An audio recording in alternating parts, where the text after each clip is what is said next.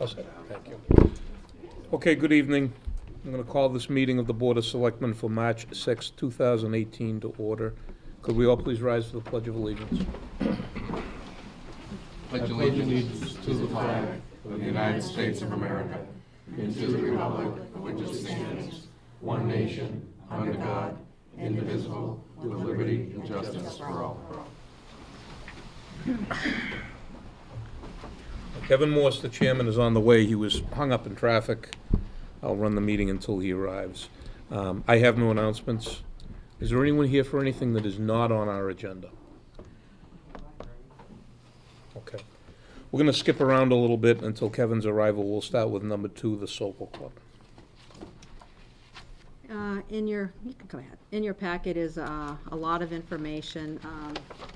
Just to summarize, when the Sokol Club was a club, they had a club liquor license. They were not required to have a common vic license under that liquor license.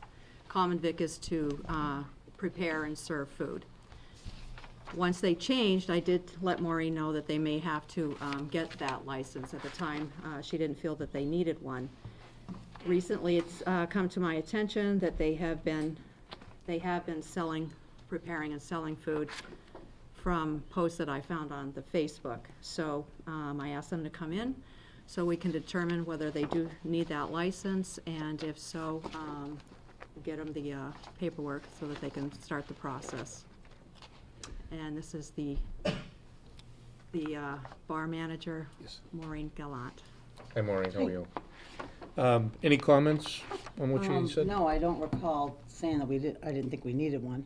But obviously, if we need, we do some food service on Saturday afternoon. Someone who serves safe has been through the course. Right. And he serves like hamburgers and a couple of different things on Saturday afternoon. So. Tacos, I see. Yeah. So, I mean, if we need a common vic license, we need a common vic license. Okay, no objection to getting one? No, I think she absolutely not. has the papers, so. Yep, I do. Okay. Pretty much everything that I have already for your liquor license, so basically just the application on the back and the fee. Okay. All right? Great. Thank you very much. Thank you. Thanks, Maureen.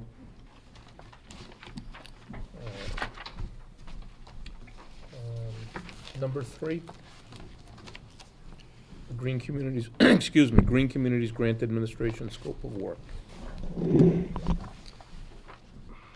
Mr. Chairman, the town is participating in the Green Communities Grant Program. Was awarded a grant, as you know, this year, a little over $145,000, that the board is authorized for the streetlight purchase and retrofit project to LED lights. It would probably take close to 2/3 of our energy usage and facility charges with those lights, put it back into the budget. The administration of the grant is a paperwork and labor-intensive project. The proposal is to have the Central Mass Regional Planning Commission, which is basically the town's planner, for lack of a better approach to it, administer the grant for us, write the reports, do all the follow-up with the agencies that have provided the funds, and make sure that the town is in compliance.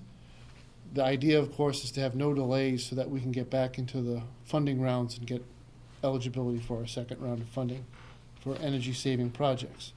There is a timeline and a scope of work associated with this. Mr. Cundiff was involved in speccing this out with CMRPC's next door at the planning board meeting.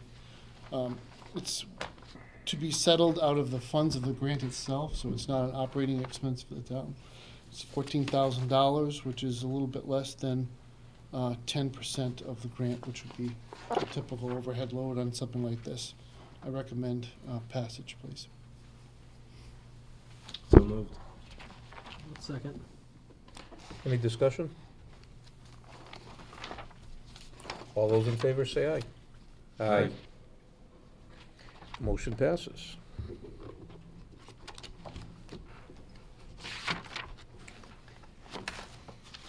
Why don't we go to number 4, road use request for the Tri-State Trek annual fundraiser. In your packet is a application for the Tri-State Trek. This is an annual event for fundraiser for ALS. They go through, bike ride through Douglas and a few other communities. There are no issues from highway or police or fire. And we see it every year, right? Every year. Yes. Last year, there was a little hiccup because of the road work, but On 16? yeah, it still went okay. Make a motion to authorize Kevin Morse, our chairman, to sign the approval for the event, which will take place on June 22nd through the 24th of this year. One second. Any further discussion? All those in favor say aye. Aye. Motion passes. you.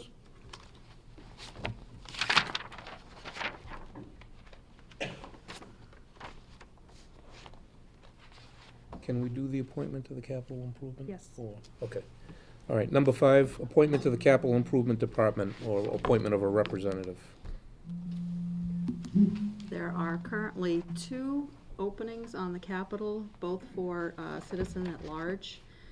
However, we do have Brett Argel as a representative for the school, but he's still going to be filling a at-large position. Typically, the at-large is a 3-year position where the department heads are 1 year. So if you could please appoint him for a term ending June 30th, 2021. So moved. Second. Any discussion? All those in favor say aye. Aye. Any nays? The ayes have it, motion passes. Congratulations, thank you. And we still have 1 opening. If Yes. anybody out there is interested. You a resident yet? No. No.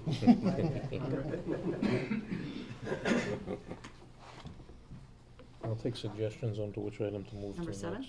Yeah, you can do 7. Okay. 7 or 8. Number 7 is release executive session minutes. I had a town council review these.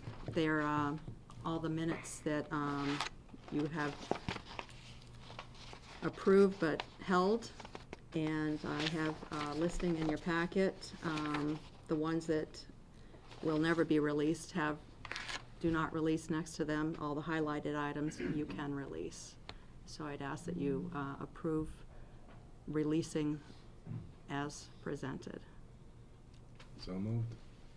Second. Any discussion?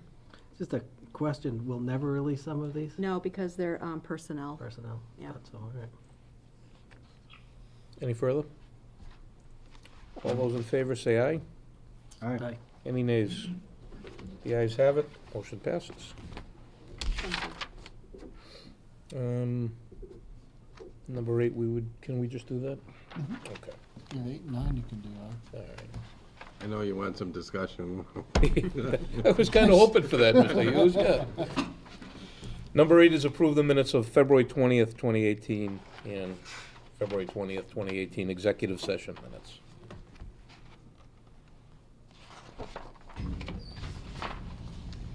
I make a motion that we approve both sets of minutes as presented. And Retaining the executive session? Yes, I was going to add that. I will second that. All those in favor, any further discussion? All those in favor say aye. Aye. The ayes have it. I think we'll move to the administrator's report. If for no other reason than the chairman knows I can babble for more than 30 seconds. Chairman Morse's latest ETA is 7:45. Okay. So the recommendation will be to go to item number 2 after I'm finished my report. Town Hall will be closed tomorrow, Wednesday. The decision to close Town Hall is always made with some hesitation. Meteorology is not a precise science, and we did have a tax deadline today, I believe. But in the interest of our employees being safe and our residents being safe who wish to access the building, we're going to stay out of the way of the crews that are going to clean the parking lot and the roads, and we'll be fully operational again on Thursday morning if the storm develops as anticipated and is out of here overnight. Capital Improvement Committee meeting was scheduled for tomorrow and has been canceled. I do want to make a pitch to residents of the town who have an interest in the budget and the long-term financial condition of the town. Capital improvement is a very important committee. It does try to meet during the day, since many of its members are department heads and are sort of a captive group to run the meeting. We have over $17 million worth of requests from the different departments, and that is still without the benefit of a submission from water and sewer, which we're waiting on. You know, a big chunk of that is a request from the police department for, you know, some movement on the station issue. So that's about half of that number. You still have $8.5 million worth of projects, vehicles that need to be replaced, a significant number of roof, window, and mechanical projects that, you know, they kind of all come together in different ways to affect the operating budget of the town. Because when we repair things, or we're inefficient, or we end up filing claims for damage that's done from faulty mechanical systems, our premiums keep going up. It is a fact that property casualty insurance this year, our premium growth there puts that account in one of the top 10 accounts for growth. So there's real work that needs to be done in prioritizing and establishing the capital budget for the town. So I would hope that we could get one more member and we never have any more quorum issues, and we have feedback from members of the public. There's been quite a bit of discussion about public and private roads. I think we're going to have an active petition from Perry Street Extension for a town meeting to consider. You know, in the meantime, people will see us attempting to keep those roads open for ambulance and police, God forbid, fire, traffic to pass and repass without damaging the town's equipment. And those conversations have occurred in good faith. We're trying to do our part to keep the roads open while people are doing their part to get a petition done. So there is progress being made, and hopefully when we get to town meeting, we'll have the necessary work put in by council and by the residents to bring that situation to a vote for town meeting. That's most of what I have to report, Mr. Chairman. A lot of the work that went into the budget we'll discuss when we get to item number 6. Any discussion, comments? No. I just hope this is our last snowstorm. It's unfortunate. Everyone is unfortunate. I think the long-range forecast is Monday or Tuesday? Yeah, late weekend, yeah. Yay. But I have to say, 3 weeks ago, Mr. Furno's meteorologist nailed it and said we would have a rough go the first 2 weeks of March. So whenever the Uxbridge Fire Chief plays the lottery, I want to play the same numbers as he. We have 2 items left on the agenda. Yep, item number 1, the cannabis growth discussion. Mr. DeCaro is here. Good evening, members of the board. Matt, thank you for adding us to the agenda this evening. So my name is Peter DeCaro. As many of you may know, I'm the CEO of Medicinal Alternatives, and we're here today to request that we amend our current host agreement to allow us to cultivate and process products that would be sold for recreational use here in the state. We're not requesting that we sell products here. Our distribution is elsewhere in the state, but in order to focus on building our business and remaining competitive in the space that we've entered into, we're looking to make sure that we have the ability to distribute or to produce the product for sales in either sales channel, through medicinal or through recreational. So we're here today to submit that request and to discuss any potential open issues or questions that the board or the town may have in response to that. With me today, sorry Phil, is Phil Silverman, our attorney with Vicente Cedarberg, who's also here to add any insight that he can in terms of the municipalities or what he's seeing with the current regulations. Just to bring our audience up to speed, your agreement now with the town allows you to cultivate only for medicinal use, correct? Yes.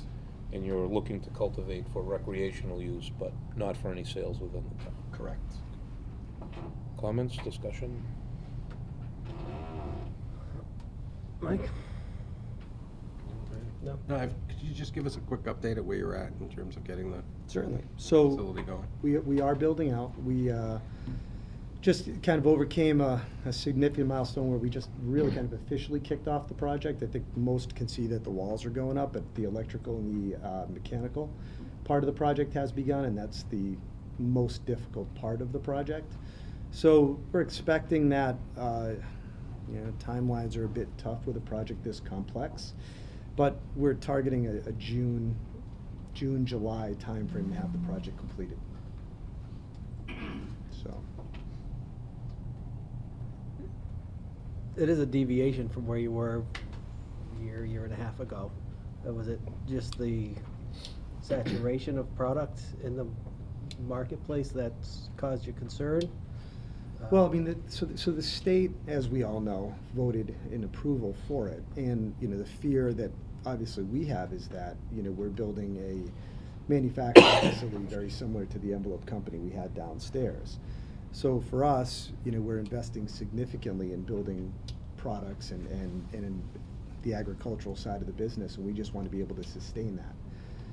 Ultimately, we'd like to be able to grow it. I mean, there's opportunities for additional job creation, which is certainly significant. We have room there at the building to expand. So if we can do that and we can remain competitive in the space, that's the ideal goal. I mean, if we can't, it forces us into a real kind of a niche market, which could, maybe not now, but down the road, put additional strain on the business. Because ultimately, we're going to be faced with competitors that will be able to do both.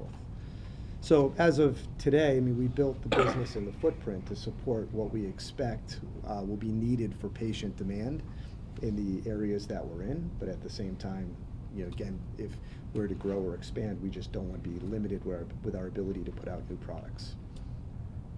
To review the timetable, when we negotiated the original host agreement with medicinal alternatives, there had been no vote taken on legalization. So I think we kind of left that open for future negotiations with the town, should that issue arise, and then it did arise. Mm-hmm.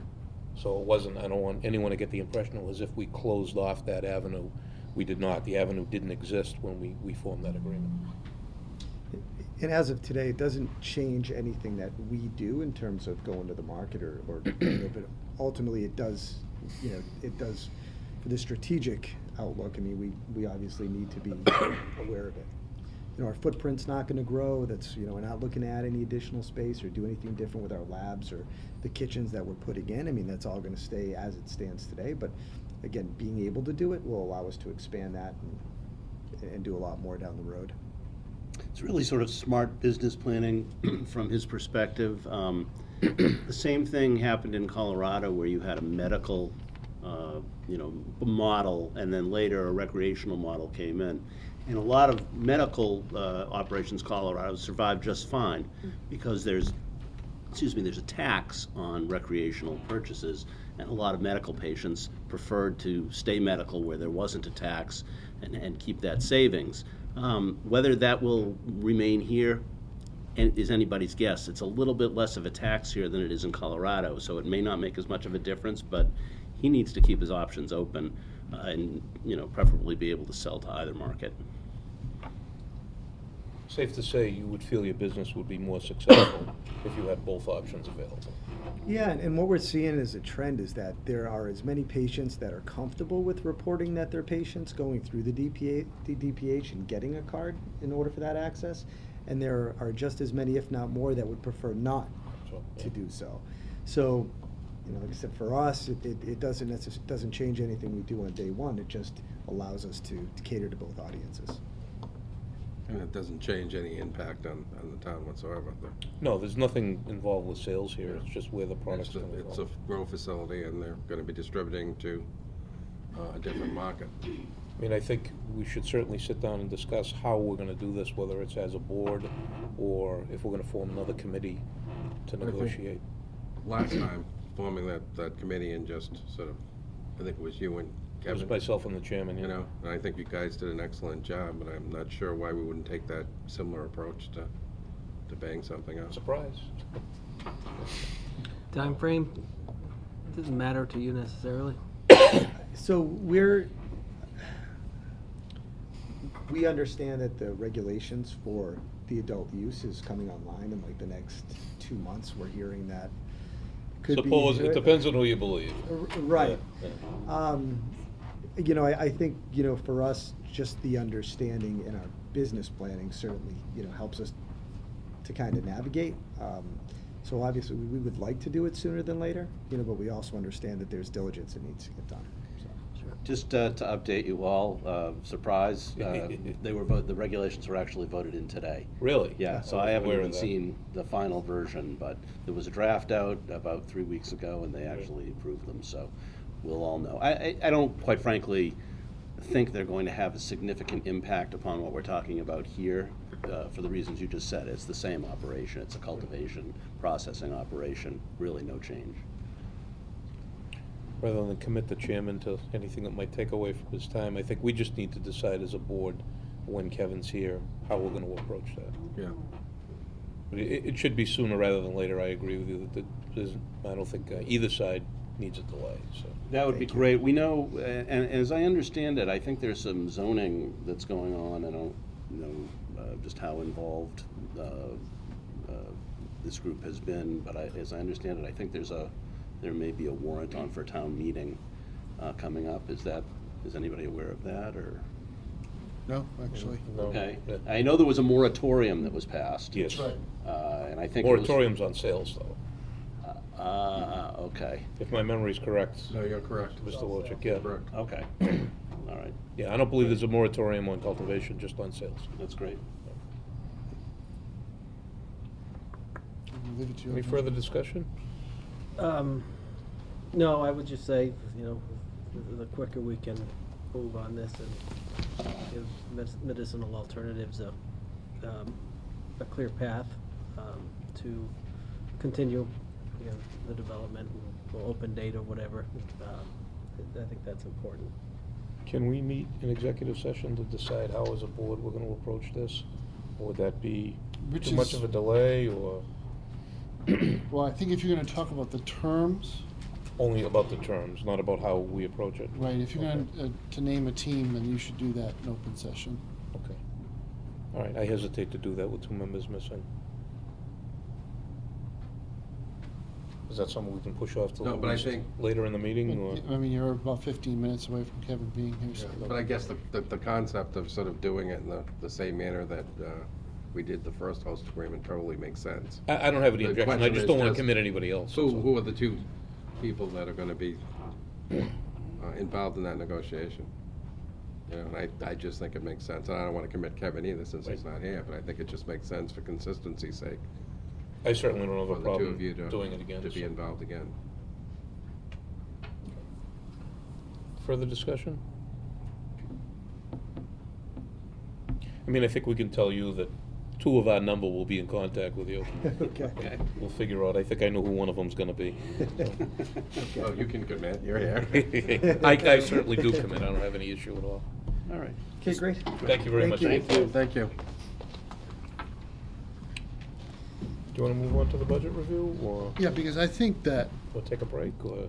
no, I don't think that's fair to all the folks that are here. I can Okay. begin a general framing conversation, and that is really kind of a definition of what we're trying to accomplish with this agenda item. Excuse me. Put that a little bit closer, is an introduction to, you know, a slightly different process. Do we want Jean?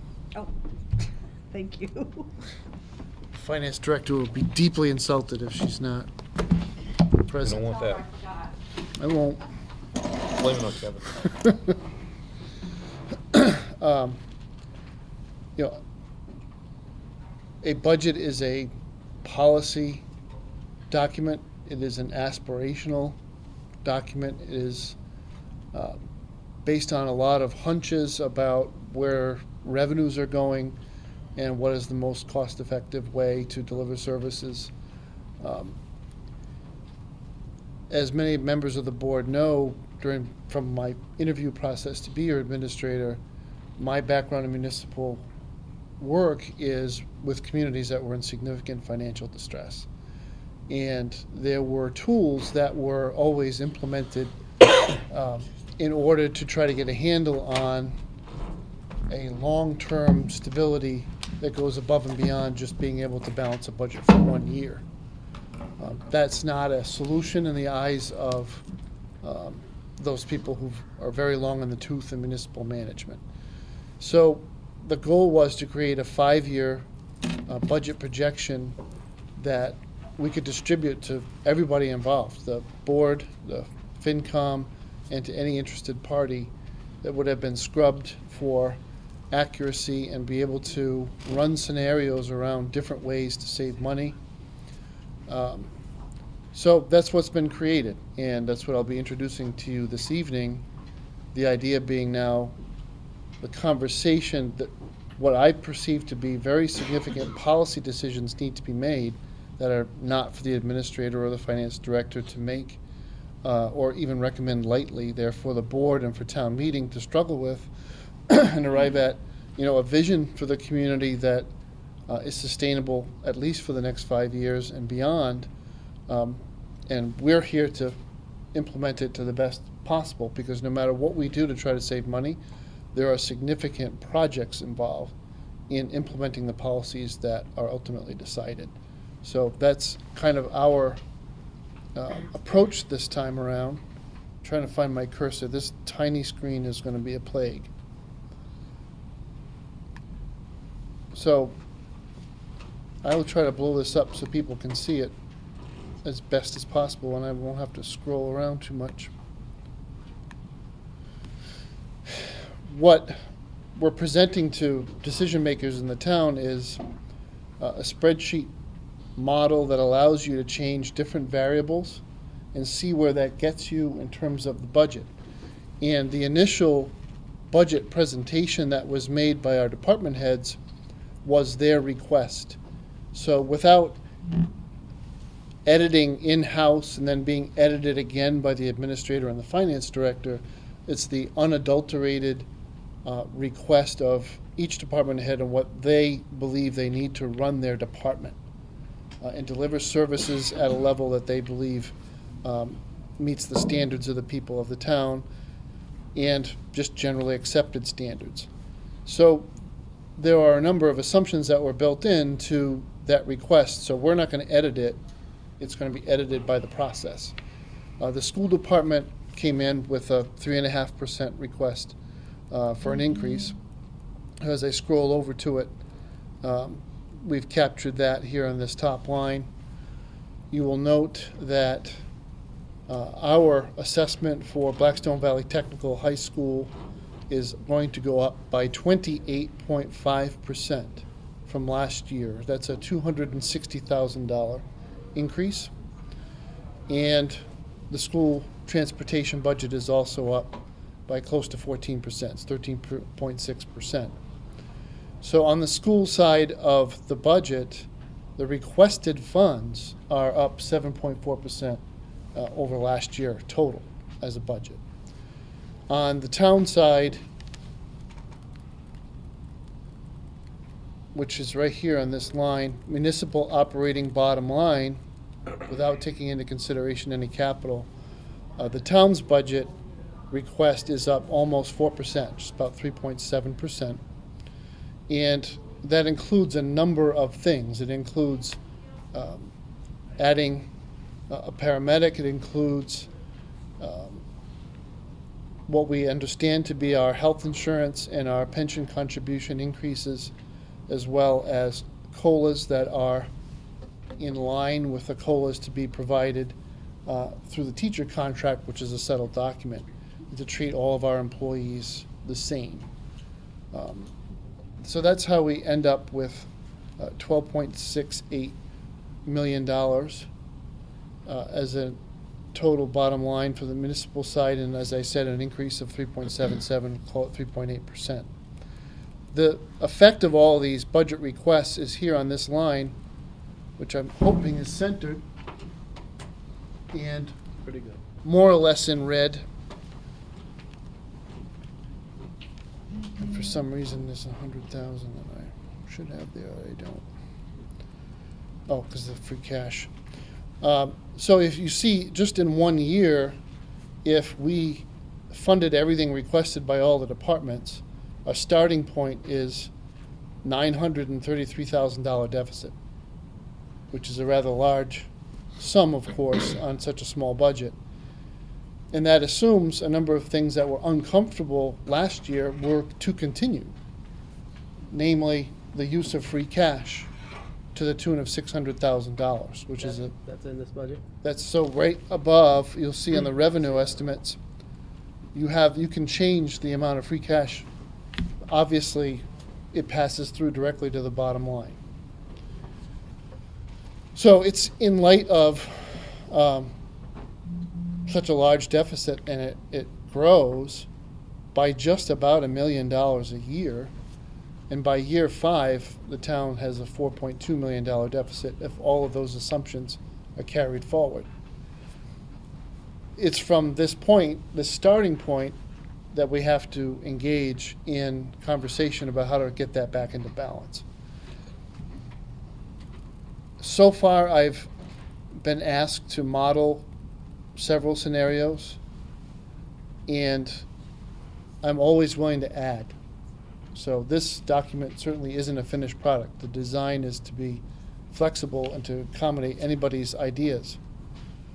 In the budget request, the request is that something about a hot goose. The finance director has recommended making a contribution to OPEB of $125,000 a year in order to catch up to the town's long-term obligation under OPEB, but it is an item that you may desire to change. The fire chief has requested a new paramedic in each year of the budget forecast. You have the opportunity to say no to that back on the other part of the spreadsheet, which is over here up at the top. All these hiring decisions can be turned on and off, and there are hiring requests made by 3 different departments. One, the fire department. Secondly, a facilities manager. Right now, we've got one person who wears 3 hats. One of those hats was supposed to be a temporary part-time building facilities manager. It ends up being what he does most of the time. And, frankly, we lose the benefit of his services at Highway for him to be able to do that. And that's not really a sustainable model for the town, and we have so much work to do in our buildings. The recommendation was made because it's a full-time job. And lastly, the thought was to begin to roll in year 3 of the forecast, a new police officer each year. And in year 2, you're going to have a gap, so you have to hire at least one new person, but that would keep you at your head count as of today. But there is the possibility, using this model, of putting three additional officers into the department, if they're all kept in place. You can just turn those decisions on or off. I know there are many folks here, because it was debated at some great length last year before I was here. It was placed into the model, and the decision whether or not to keep the public library open. There are a number of ways that decision affects the town. It is not a 100% gain to simply close the building. The building will still be in the ownership of the town. It will still have to have some heat, water and sewer and electric in order to exist. And in year 1, there would be, because there'd be an employment change, the town would be liable for unemployment insurance for those qualified to collect it. Another item that we could discuss is health insurance. Of the top 10 accounts, in terms of growth in the budget, 4 of them are health insurance accounts. So whether it's the actives in the school department or actives on the town side or retirees, those 4 accounts all grow at a very rapid pace. And for those, just want to give everybody a sense of how much that costs, if I can scroll down on this without this bloody. I have to get rid of this header. It's a $2.1 million Budget? for health insurance. This year, we've been sent a rate renewal, which is a 5.9% increase, which quite frankly isn't really all that bad. But our, loss ratio continues to be in a category of around 75%, which would normally be very good for a municipality. But because we switched carriers, we lack what's called claims credibility. And a lot of our reference point is to the market in general and not our own claims experience, because they don't trust the history of our claims to really indicate which direction we're going. So they use the general marketplace. In the general marketplace, claims are up significantly. So we do have the opportunity. It's a very difficult decision to make, but if the town were to increase the deductible on our premium, on our plan, without any additional town support for an HRA or HSA, so those savings accounts or town absorption, if we just simply went with the higher deductible without helping the employees at all with that higher deductible, the premium would go down 7%. So you could take, in 1 year, you could take that 8% assumption and reduce it to 1% to get a sense of how premiums would grow. An idea that, quite frankly, has a significant delta in terms of it's a lot of savings, but there's a lot of costs generated by the same move, is the regionalization of dispatch. If we were to farm out dispatch, you would theoretically save the salaries of 4 people, any health insurance benefits they collected, and the software maintenance and licensing costs associated with having dispatch here. What you have to factor in is that it's not free. They're not just going to accept us in all of our calls. There'll be a charge back to the town for the expenses as a regional partner. In the first 2 years, our grants would still be good. So the grants would go to the regional center, and the charge would be right around $83,000. But once those grants were shut off because we had become a regional partner, just the expense alone would be about $115,000. And the modeling from this comes from the folks in Webster, which is, probably the most organized outfit that we could join at this point. There's regionalization grants to be had, though, yes? They're To offset some of that? to offset what? To offset year 3 hit being a part of a regional system? You might get some bonus points along the way, but I don't know if there's going to be grants, and we wouldn't get the grant, I don't think. I think it would go to the regional entity that was taking our traffic. But more importantly, what we've modeled in here is that if this policy is pursued, there would no longer be the ability to absorb overtime by using dispatch. So Douglas has, and the police department has done a very good job of reducing costs, because basically you have a bench with 4 floaters, and only one of them is going to be in the position. So the other 3 are available to absorb overtime. So if this decision were made, your overtime budget would have to increase substantially. So we modeled $55,000, which we think is about what we save now from having those folks in place. The other levers to pull in the model would be turning off steps, adjusting the COLA, and then we get into what is very dangerous and not recommended, but, what if we were able to adjust the BVT assessment through negotiations with the leadership there? What would we be able to accomplish with the school transportation budget if we were able to hammer out a very aggressive contract? On the latter, I think there is some upside potential to being very aggressive. There's a strange history of single bidders, and that's really kind of defeats the point of competitive bidding. If everybody carves the state up into territories and says this is mine and that's yours, and I've just seen that before with garbage contracts in Rhode Island. You always got a single bid, no matter where you were and where you went out. But it wasn't lost on me that BVT has recently negotiated a school bus contract that's $36 a day per bus, cheaper than ours. So, there's definitely room. It's a different vendor. It's not the same vendor. But there's room there to kind of carve away at that 13.6% increase that we're experiencing this year, a lot of which is driven by items that are completely out of control. The school department itself cannot affect.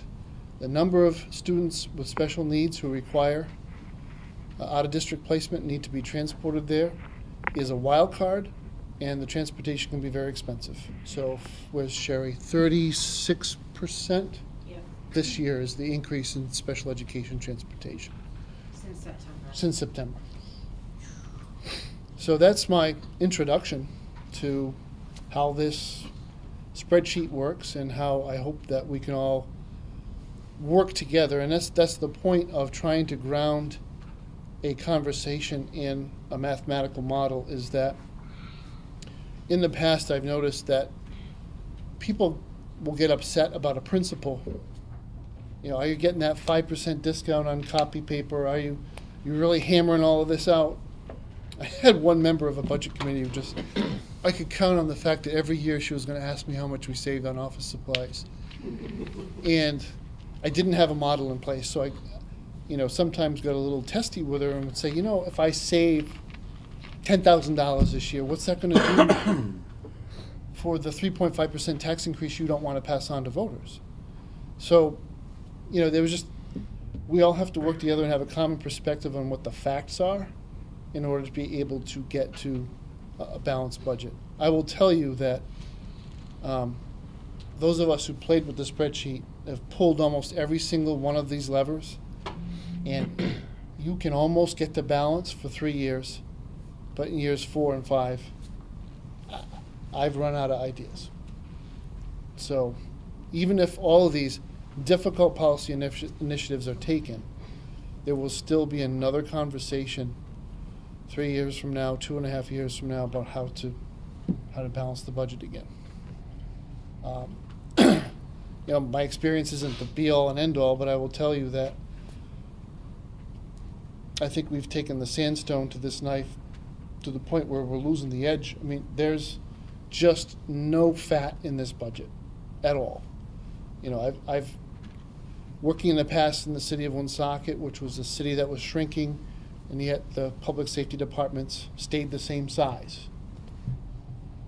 So you had 147 firefighters that used to serve a city of 56,000 that was still serving a city of 40,000. The conversation was never had. Well, when the city finally went bankrupt, that's when they finally attacked that issue. That's not true in Douglas. Whether it's town meeting or the board or my predecessor or Gene or the staff, there just isn't anything to cut. You're only burning the gas you need. You only have as many people as you need. It may have skimped on training for a while, and we can't sustain that. A lot of things that were bought in the past with grant funds may not be eligible for replacement with grant funds. So when we talk about life safety packs for firefighters, we talk about turnout gear, those are things you bought in the past with grant money that there's no guarantee we'll be able to replace those things with grant money. So we have to budget it. Hopefully a grant would be applied for and come through, but until it is, you need it, so it's got to be in the budget. I don't really know where to go from there. That's the introduction. And it's sort of, I had said that I wanted to give you recommendations, but when I honestly tell you that if we pull every lever and we're still struggling, I don't know what to say. I think they're all on the table until some additional facts come into play. On the revenue side, I will simply say that wise budgeting is very conservative projecting revenues, because you can't guarantee that your local fee structure will continue to grow 2% every single year. Those are businesses. You're hoping the businesses continue to thrive. And there is an assumption built in here that the marijuana grow facility will hit its deadlines, and the revenue stream anticipated in the host agreement would materialize. The largest sum of it would start to come in fiscal '21. That's $150,000 if they're delayed for any reason, and that money doesn't come into the town. That's a 6-digit number that needs to be made up. I can say I've had the opportunity of playing with the spreadsheet quite a bit. As you know, Matt, we've had multiple decisions or conversations and scenarios, and long story short, the town has a revenue problem, period. We have to, as our board, get creative at ideas on how to increase the revenues that are coming through, but that's not going to get us through FY19, FY20. And obviously, we need to have something that we're trying to build to get ready for FY21, which is where it seems like the next big inevitable cliff is going to be hitting us. I know last year when we sat here as a board, there was discussions about services are going to get cut, and services are going to get cut this year. I don't see any way around it. So, and it may even be not just services cut, but revenues pulled back from departments and readjusting and realigning. And these are the decisions that this board has to at least propose to town meeting and leave it to the will of the people.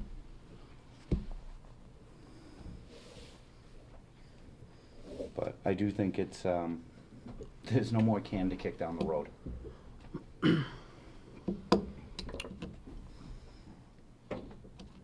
at the presentation map. I think it framed a picture of where we are. Many in the room have served on various committees, and I think probably aware of it, but it's good for the public to see this. Anything to add, Jean, on your end? No, I think we look through the spreadsheet quite often. I think, the only low-bearing fruit, and I'll say that very lightly, is to reduce OPEB down to the 50,000 that we've been using at the last couple annual town meetings. But other than that, it becomes very tough decisions.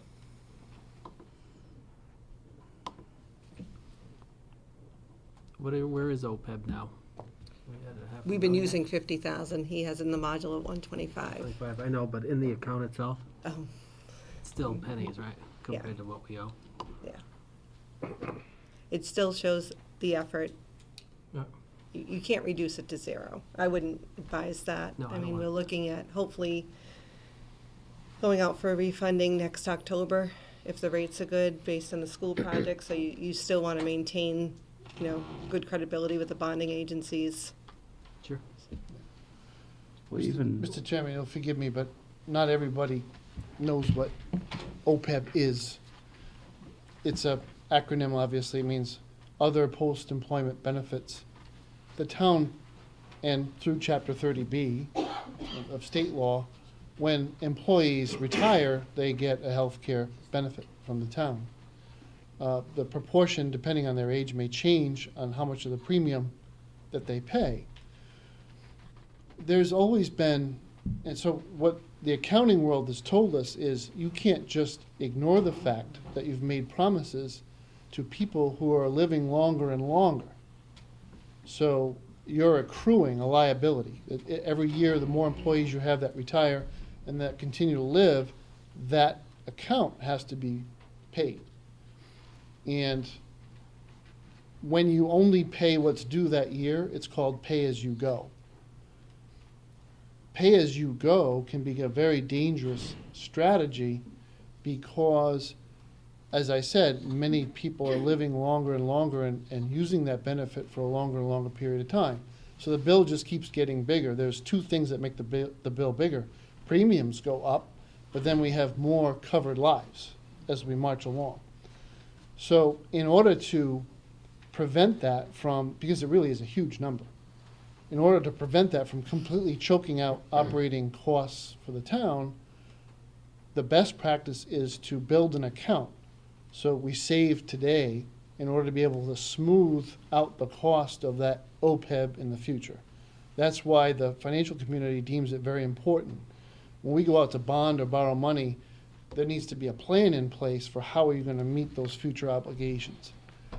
I've encountered very highly regarded town administrators in the Commonwealth who take the old-fashioned view that OPEB is ridiculous, it doesn't matter, because you always have the taxing authority to pay your bills in the future. I don't think that's a responsible position to take. With Prop 2.5 and the requirements that, you have to go through to get any kind of override, and the difficulty of explaining this issue to the public, the most responsible thing to do is to have a savings plan and try to control it as it goes into the future, and not simply think, I find that administrators who say that live in wealthy communities that are AAA rated, and they don't think twice about, they're raising taxes 1% a year. So for them, there's room, but Douglas has been at 2.5 every single year, and this forecast assumes that it will stay at 2.5 for the next 5 years. That's the correct approach too, because the reality is we throw an override question on the ballot in support of our schools, and the town has rejected it. Throw the idea of an override to fund pensions, even though it's been a promise. That's going to be a very difficult one to get past itself. I think any override question at this point would be very difficult to try and get through. So, ultimately, you have to listen when the town speaks. And when you go to town meeting and they're like, no, we don't feel like paying more taxes regardless of what your purpose. So again, it's up to our boards and strategic budget to find a way to, how do we augment our revenue, without putting a burden on the taxpayer. So, and then it's also accepting the fact that, we're never going to be an industrial town. So, at least not while I'm sitting on the board and still able to sit up and take nourishment. I feel like it's another iconoclastic comment that I have to make. Economic development has great merit on its own. It creates jobs, it creates economic activity.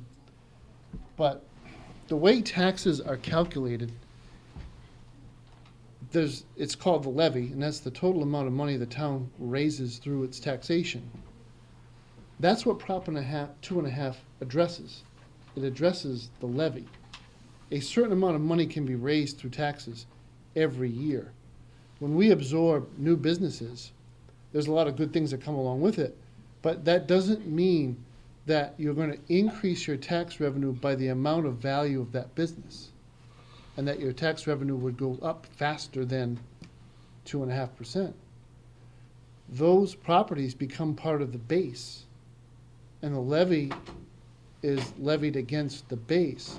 So you can have a very large business, let's say it's 5% of the value of the town, which would be a huge business, be a $200 million business, Amazon. right?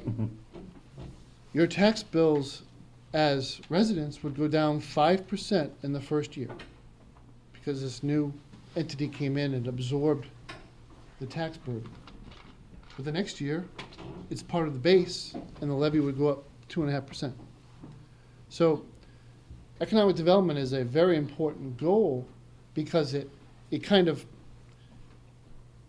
diversifies the impact of economic change. Because I've got a slide, and it's not on a deck that's on this computer, but the town of Douglas is a fascinating place because the vast majority of your tax base is single-family homes. And many of your single-family homes are within a very narrow range of value. So as the real estate market goes for that price point, which is probably sweet spot around $300,000, that's how your value is going to go as a town. So if you see a town, pick a crazy example, Newport, Rhode Island, with all the mansions down by the ocean, and very modest housing around the old Navy base, there's a huge diversity of values. Some of those will go up, some of them will go down, but in general, the base is reacting to different economic factors. But Douglas is a very narrow part of the real estate market, so you're very sensitive to changes. Having more businesses would help you reduce that sensitivity so that, you know, on the residential side, when things slump and you feel it because you can't get a home equity loan anymore because your values are down, the commercial side hopefully would be there to absorb some of the blow. You could always go to a split rate. Everywhere a split rate's been used, in my opinion, it's been devastating for the business community and hasn't really helped right the ship of the municipality. So I just wanted to say that because I think sometimes we think every additional building is additional increment to revenue, and it isn't. There's new growth that gets factored in 1 year and then that's it. Mhm.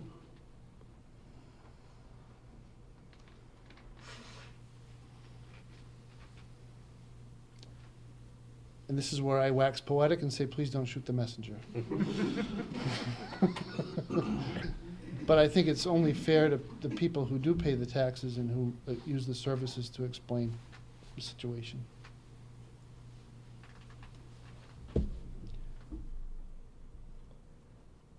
So next steps would be, we want to accelerate the meeting schedule so we can start to hammer this out. So what's the timeline? When do we have to get this finalized by? I would say at least a month before town meeting. It gives people a chance to really understand and digest what's really going on. So, but I mean, I'd like to have the Selectmen's proposed budget in front of FinCom by the end of this month. So then we're gonna meet every Week. We discussed last time, meeting every week. Yep. Beginning next week. Yeah. With a single agenda item of, you know, The budget. the budget. Budget workshop. I think that's what we need to spend our time on. Mhm. Is it on a Tuesday? We have both schools. So, FinCom does meet on Tuesdays.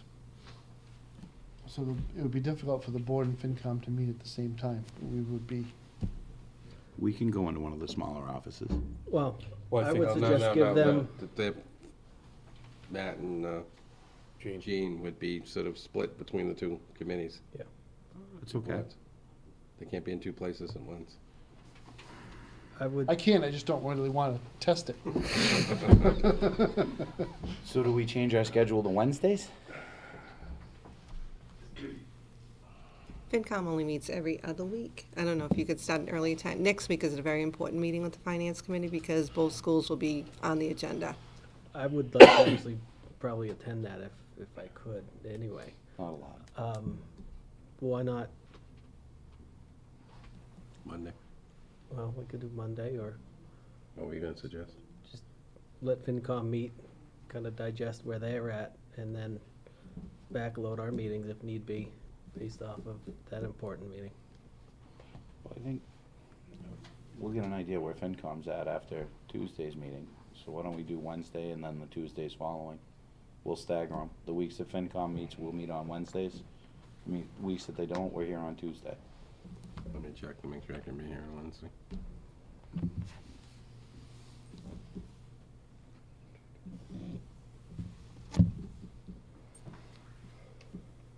Next Wednesday. Yeah, that's Wednesday the 14th. That works for me.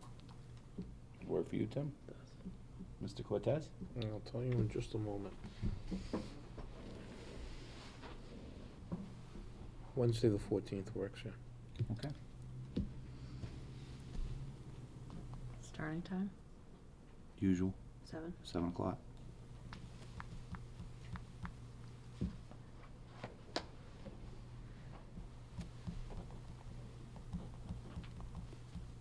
Barring traffic. Excuses.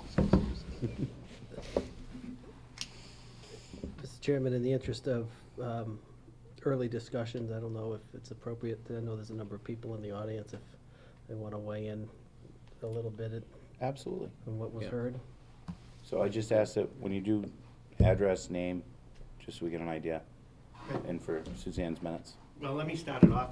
Can I approach? Absolutely. Hello, it's been a year, last year. My name is Joe Biagioni. I'm chairman of the library trustees. How you guys doing? I haven't seen you in a while. First off, thanks for saving us last year. All right, we appreciate it. We're pretty proud of our library. Okay, I got a bunch of friends and patrons behind me, so we don't want to gang up on you. Don't get nervous, but as you pointed out, Kevin, we're the can that's getting kicked. All right, it's pretty obvious we're the first ones that's going to get hit. All right, and what I want to put to you is that I don't think the library will survive a closure, even a season. It won't survive. I will lose my staff. These people here they'll help man, they'll volunteer and things, but there's all kinds of parts to the library, and with the library commissions and the library guys, that won't keep us alive, right? The town patrons or anybody will lose the ability to go to somebody else's library because they don't like us shutting down a library. They won't appreciate that. I know there's no decision made yet, but I'm not a dummy. Okay, it's obvious. We're one of the ones that can be eliminated. Right on the top of the list, I'm sure. I don't know if there's a compromise of how we can do a smaller budget or we have limited things. It's tough for us to do that. Okay, but I do want you to consider that and keep that in mind, and I know you do because you've told me that the library is important to you guys. All right, I realize that. It's important to us. I get a lot of people using it. January, my numbers were up. Maybe it was the cold weather, but we had a surge of use. Okay, the library is important, and it's also a very focal spot in the center of town. All right. What I'd like to say is, if we are cut from the budget, and I'd like to go for a 2.5 override. And let's see how much the town loves us or not, and goes after and see if they vote for us. I don't know if there's anybody else that's going to go for 2.5, but our budget's only, it's 218 to 225. Okay, it's not a huge amount. It is a lot. All right, I get it. 0.6%. Yeah, 0.6%. All right, this is Justin, our library director, if you don't know. So, They know. yeah, they know. And, We know Justin well. yeah, that's okay. Well, you know what? He's a major asset to the library, all right? We got very lucky with him. And he'll be the first, he's got a family, kids, 2 kids. He can't take the cut, He sees the handwriting on the wall. If we don't pass and have money for the library, he can't stay here, which would be a shame. All right? Our library's improving all the time. There's lots of things happening. We're looking at getting a grant. We're on that list to get a grant for ADA. It won't be a whole bunch, but it keeps us going in that direction. And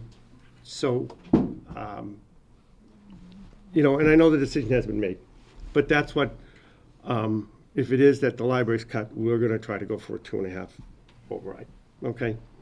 And we'll see what happens. But, keep us on your favorite list. All right, now, there's a bunch of people out here that support the library, love the library. If they have something they would like to say, I would like you, at least hear, right? And if you need us back to tell you that you gotta love the library, we'll come back and we'll talk with you guys, right? I don't envy your job, okay? I really don't. But, that's the part of Douglas that's nice. We have a good library, okay? And sometimes it matters more. And this, I don't know, I can't say anymore. It's that. But please keep us at on your hearts, all right? I know that doesn't help, but, have us on your favorite list. And try not to kick the can too far down the road, okay? Thank Try you. not to. Hank, anything? I know that 2.5 overrides have historically had a very bad go of it in this town. But I think that if you tap the library patron base, you'll be tapping a large group of historical non-voters and historical opponents of overrides. I'm sure y'all are conscious of that, but I think that's just something to keep in mind if we do go for. You know, I've been told I can't a lot of times, and so far I've proven people wrong. You know, about 75% of the time. You know, I think if anyone could make an override palatable, more palatable than it has been in the past, and more likely to pass, it would be these amazing people who came here to show support for us tonight. Thanks for listening. Thanks for speaking.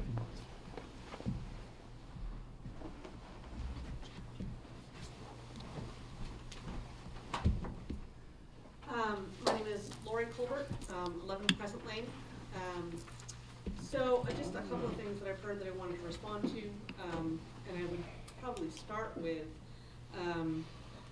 that I have not voted in favor of a Prop 2.5 override in the past, and this is the first time that I would come to you in support of the library and say, raise my taxes. I think for some people, a library in town is a luxury. For my family, it is not. Because of the lifestyle that we choose, we homeschool our children. And so for us, and for other homeschoolers, and I know that we're a small portion of the town, but there is a contingent of homeschoolers in town that I think would say very similar things, that for us, if you close the library, that is to me, the equivalent of closing our highway department. I understand that I want someone there when I call 911 to answer the phone, and I want other kids to be provided with a really good public education, because that's who's going to be most of my society. But the things that I use every day are our roads and our library. On days that I'm not at the library, I'm using books from there, and not just from our library, but from C.W. Mars, which gives us access to things from my kids that are priceless to us. I can't replace that. If I lose access to that network of knowledge for my children, it cripples us. We'll still homeschool, and we'll find a way to do it, but it will make it extremely difficult. So for us, and for other homeschoolers, the library isn't an option or a luxury. It's a core value for us. It's a core service that this town provides. And I think that you have to look at property values as well. I know for my family, I love Douglas. We've been here for quite a while now, and we had to sell our home and move away. We were so excited when we could come back. But I would not buy a house in a town that didn't have a library. There's just absolutely no way. Thanks. No problem, thank you. My name is Mary Buller. I live at 64 Locust Street in Douglas, and I back up what Lori has to say. I'm a homeschooler as well. We moved to the town about 20 years ago. I have 6 kids, and I've been using the library since we moved in. I have to say that honestly, the librarians we have in this town are excellent. Mr. Snook, Miss Ann before him. I've always told my kids the librarian's the greatest resource in the library, so I really appreciate all the work that they've done there. But I really believe as a homeschooler, as Lori said, being able to have access to resources is huge.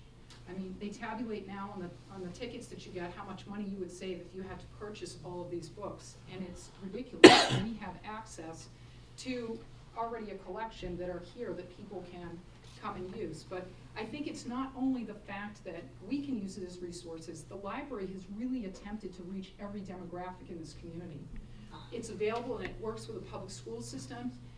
If you think about the summer reading programs, if you think about things for kids to do after school, we have the Whiten Community Center, but this is local.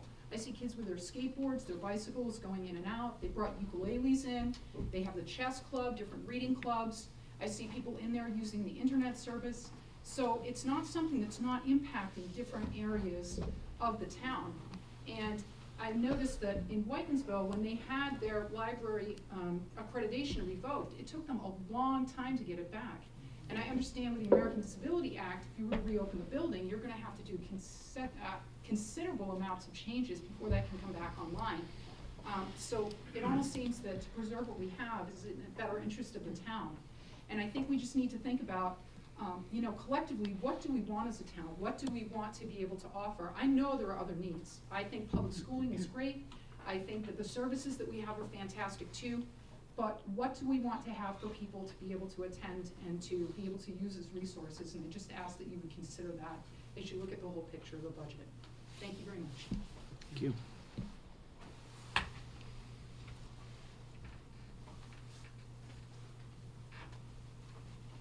Anyone else? Fred Fontaine, Charles Street. Have our state representatives offered any help, any proposals or anything that might be helpful? I know it wouldn't help in the short term, but that might help in the long term.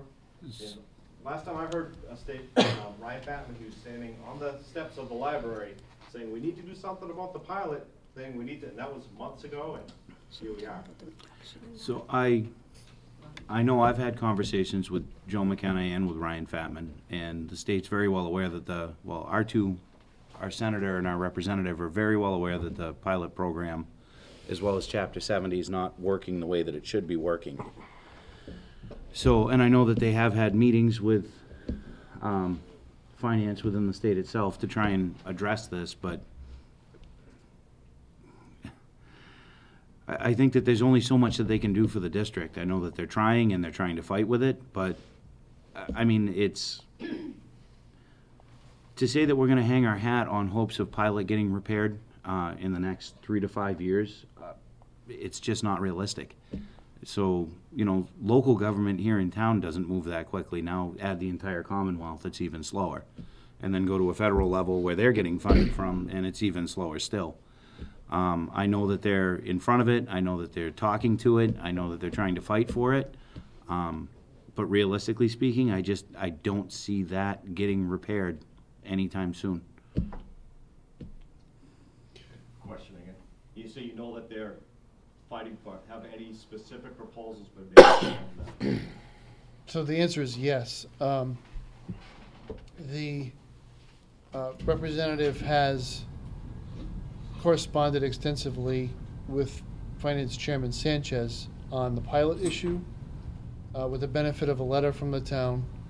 So we documented what, quite frankly, is the absurdity of the governor's budget with respect to pilot. The town has more land and forest this year than it did last, and we're down $20,000. That's a unique form of math that occurs at the state level. It's unacceptable to your appointed officials and your elected officials, I'll speak for them. And it's unacceptable to many central and western Massachusetts communities and a couple on the eastern shore that have large forests and large tracts of land under state control. So there is a move afoot, but you gotta remember where the votes are. So the sacrifices seem to be being made by the smaller communities with state-owned land to benefit some of the urban communities and their needs in their educational systems. Today we got a letter. I was actually kind of impressed by the number of reps and senators that signed it and sent it to their finance chairman and their respective bodies with respect to fully funding Chapter 70 and meeting all the obligations thereof. And they costed it out at 42 million or some such figure. I will also say this, though, that back in the day, I personally was very politically active with the General Assembly in another state and never saw this level of positive interaction with members of the Assembly that we have here with Rep. McKenna and Senator Fatman. It's not a political comment. It's a, we needed, but I'll give you some specific examples. I don't care about their politics. There's no Democrat or Republican way to fix a pothole. The state passed a mandate this year that we have to be OSHA compliant. That costs money. We have to train our people. We have to probably buy some safety equipment just to comply with a new mandate from the state. a rep hooked us up with a grant program. We're gonna get our guys OSHA 30 and OSHA 10 cards for free. You had your troubles with the forest, and there's at least now some collection of funds in an account that the town can use for public safety purposes that wouldn't have been there without the interaction. It's more than I'm used to. It may not be the greatest, but it's more than I'm used to. And that's an update on where they stand with their budget process with the state.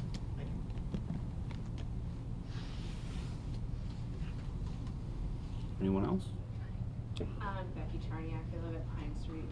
I don't know that I have anything specifically constructive to say. I love the library. My kids, one child and another one soon, will go to the public school. And it seems pretty clear that Douglas is, the rock that you can't squeeze blood from. But, beyond the library and the school, I feel for people who need to have their pension in place. I feel for people who need to have their health insurance in place.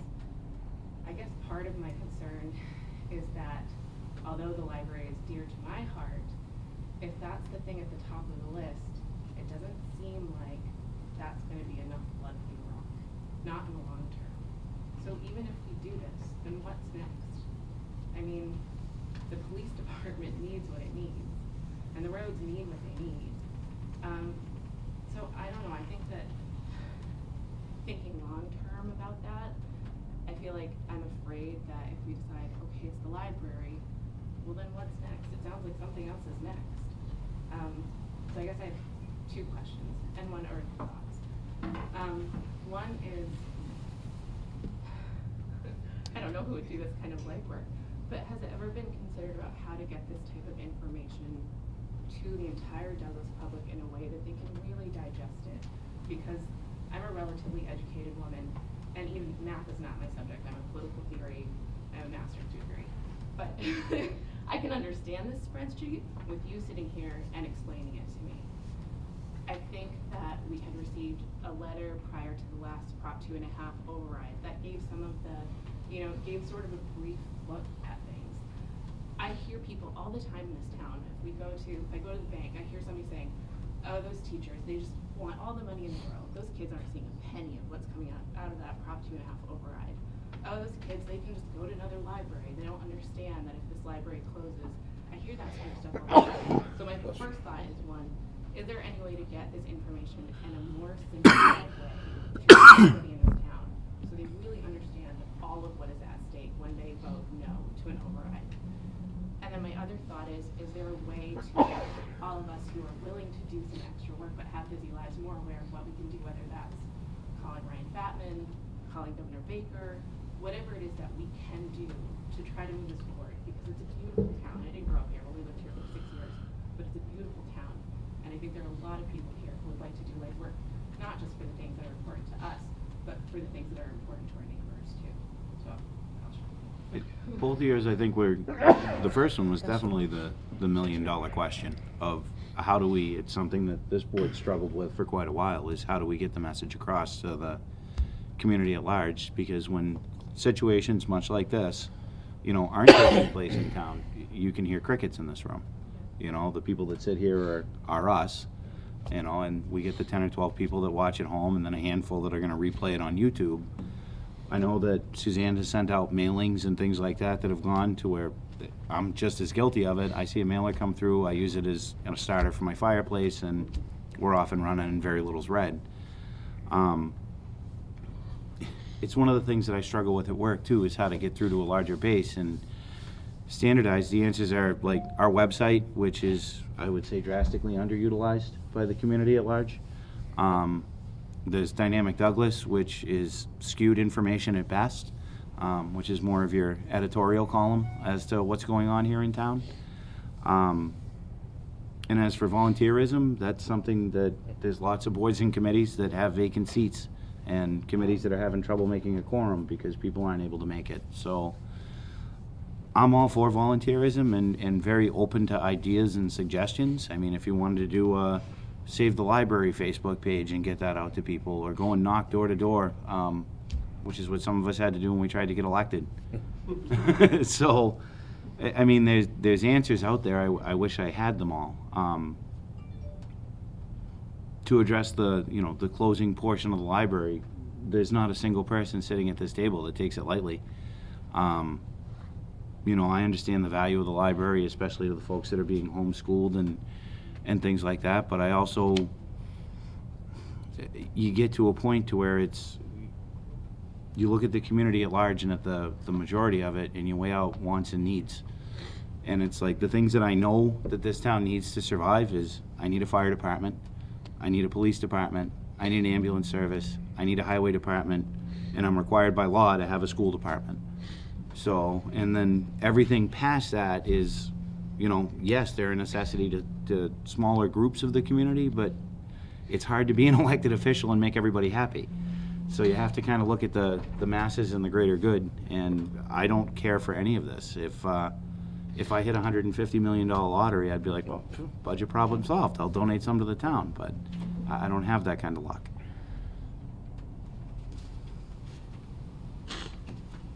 Please. Thank you. I'm Jeremy Faison. I live at 93 Franklin Street. I honestly love the library. It's been an integral part of my childhood and part of many a family's childhood in Douglas, and not just childhoods, adulthoods, elderlyhoods. Everybody uses the library. It's a wide population.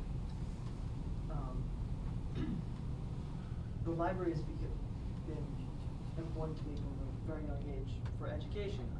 I'm also homeschooled, and I second what Lori and Mary said. They're right. It's part of our education that we just can't do without. Traveling to other towns just to get books seems a little drastic or even unneeded.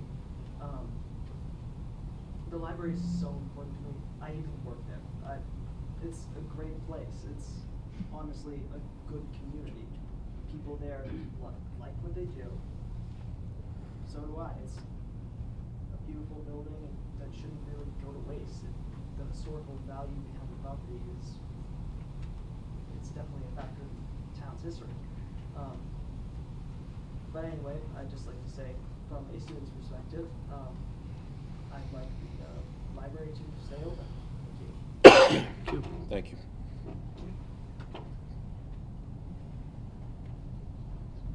Is there anyone else? Kelly Grady, Southeast Maine. I'm a huge fan of the library. I'm glad to see everybody here, because there's some of us who've been sitting here for years when there's 5 people here. Because this has been coming, we all knew it was coming. There is a group that worked really hard on the 2.5 override last time that is still technically in, they're still together and still working. Actually, there's 2 of them. And we don't get a lot of that support because it takes until somebody's interest is being threatened for everybody to come together. And we've had the school on one side and the town on one side, and we've gotten to the point that it's just, the cliff is here, we're going over, and everybody's going. So there are no easy solutions, but I just, want to say that there are people in town who've been trying to do this for a long time. And if there are more people interested, all the better.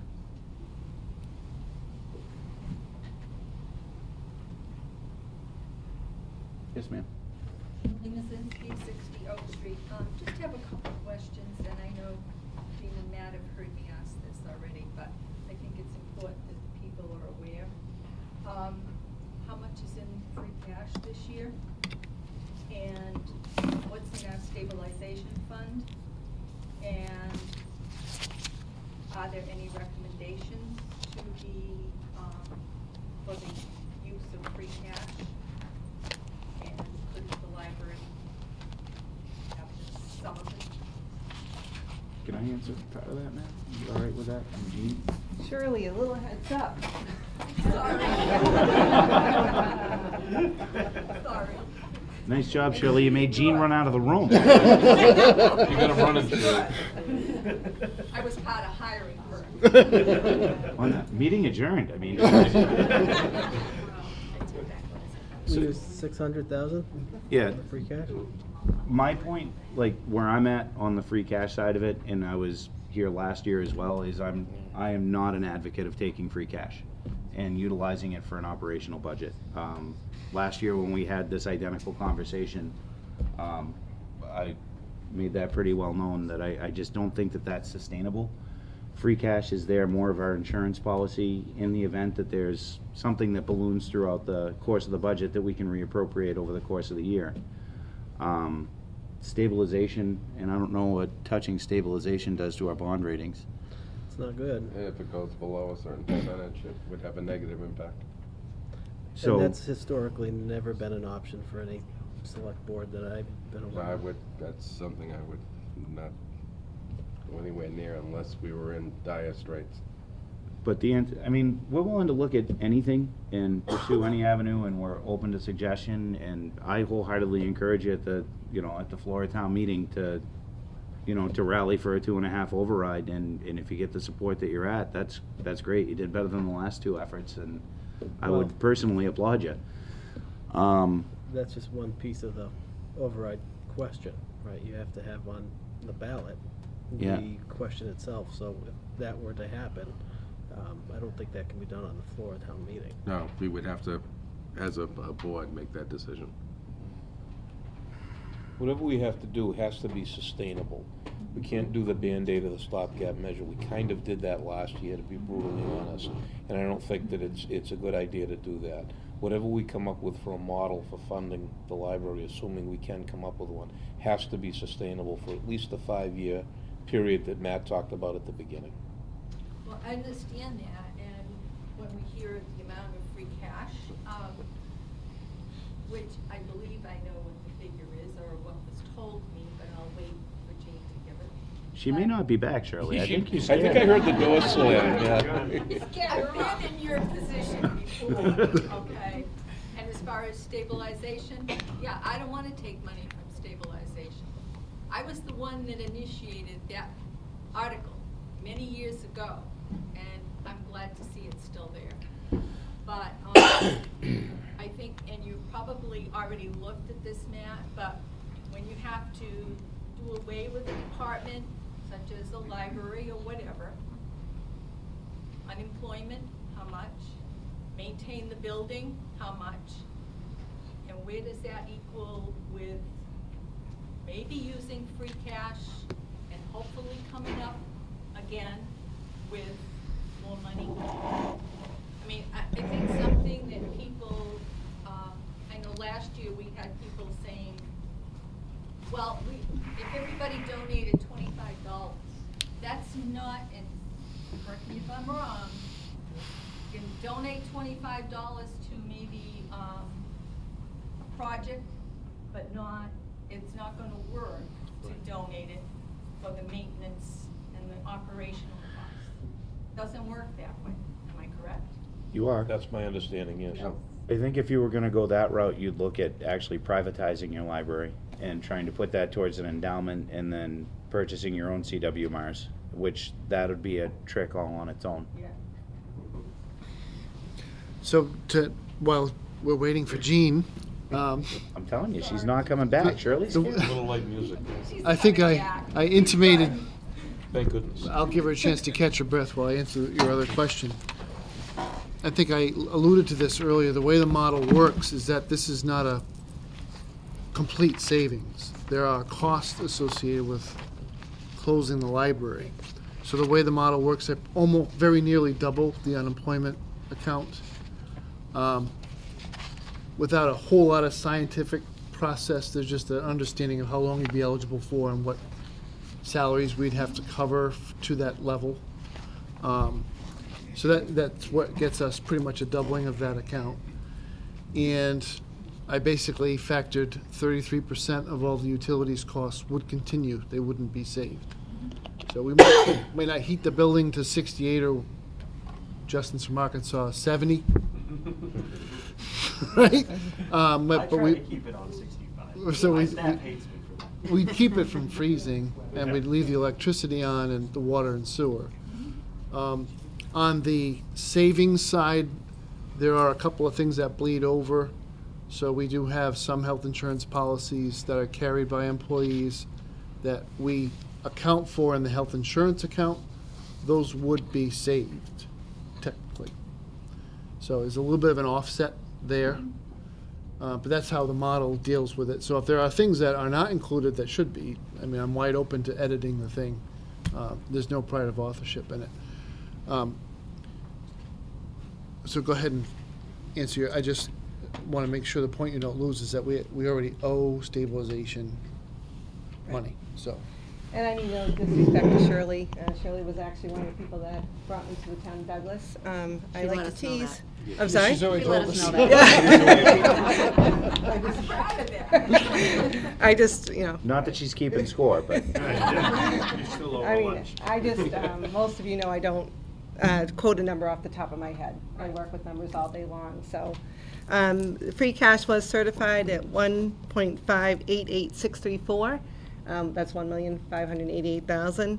We have used some money at the special town meeting. We spent some money on capital of 63,000, and we did transfer of OPEB of $66,842. We are projecting that the snow and ice, it's already over budget, John, I don't know what you're doing about tomorrow, but we do have a placeholder in there to use $200,000 of that from free cash to supplement the snow and ice budget.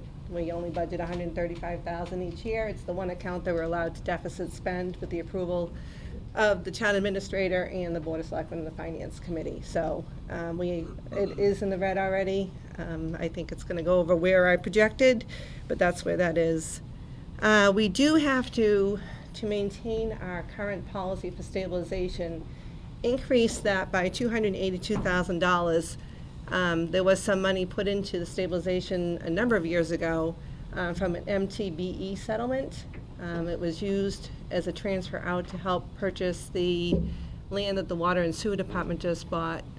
The location is 104 Main Street. So to bring that back to The Buckeye property. the Buckeye, yeah. So to bring that back up to 5% of the revenue, the operating revenue, we were projecting to transfer $282,000 back into stabilization this year. I put as a projection of $500,000 towards next year's operating budget. I think that was the original number we were using. That leaves a balance that we were hoping to use for capital of $476,792. The balance in stabilization is $1,113,854. So the rest of the answer to your question, Shirley, is that this entire budget presentation, there's no capital conversation. I hear you. So, And I'm on that committee. right. So when you heard me earlier, just kind of laying out, well, is 17 and a half, 8 and a half would be for a theoretical police station. So let's say we're really, at the moment, based on the town's financial condition, we're talking about $8 million worth of capital requests. We somehow find a way to get that down to 5, that's $1 million a year, and free cash being probably the primary funding source for that, we can only fund half of what we need to every year. Generally speaking, you try to limp by with buildings, but you can only go so far with that. So here in this building, we've had significant leak in the roof, damaging the second floor. We've got 4 units that were installed on the roof for heating and cooling of the second floor. 2 of them are completely kaput, and they were all installed at the same time. So the other 2, it's only a matter of time before the exchanger's gone. So if you don't keep up with it, it just costs the taxpayer actually more money in the future. The rubber meets the road with vehicles. It's pretty good. It's pretty late. I got that one up. But that's also troublesome. Everything has a useful life. last year, the police department didn't fund cruiser replacement, so that plan has to get back into sync. Now, we don't capital fund that, we put it in the operating budget. But you could argue that an ambulance is just as consumable as a police cruiser. They only last 5 or 6 years, and you don't want to be the patient in the back of the ambulance the day the diesel decides to crack an injector and it's not going anywhere anymore. So there's just a need to keep up with that at a reasonable pace, and it really does fall apart when you don't. And we've been preaching this for years. Nothing new. No, I think what the message we tried to get out last year was when people say we find a way to make it work every year.